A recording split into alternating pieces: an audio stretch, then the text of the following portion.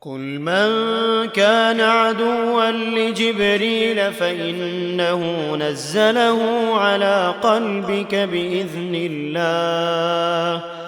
بإذن الله مصدقا لما بين يديه وهدى وبشرى للمؤمنين. من كان عدوا لله وملائكته ورسله وجبريل وميكال فإن الله عدو للكافرين. ولقد أنزلنا إليك آيات بينات وما يكفر بها إلا الفاسقون. أوكلما عاهدوا عهدا نبذه فريق منهم بل أكثرهم لا يؤمنون. ولما جاءهم رسول من عند الله مصدق لما معهم نبذ فريق من الذين أوتوا كتاب الله وراء ظهورهم كأنهم لا يعلمون.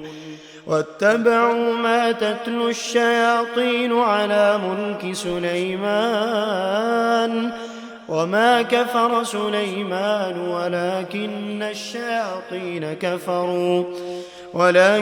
الشياطين كفروا يعلمون الناس السحر وما أنزل على الملكين ببابل هاروت وماروت وما يعلمان من أحد حتى يقولا إنما نحن فتنة فلا تكفر فيتعلمون منهما ما يفرقون به بين المرء وزوجه وما هم بضارين به من أحد إلا بإذن الله ويتعلمون ما يضرهم ولا ينفعهم ولقد علموا لمن اشتراه ما له في الآخرة من خلاق ولبئس ما شروا به أنفسهم لو كانوا يعلمون.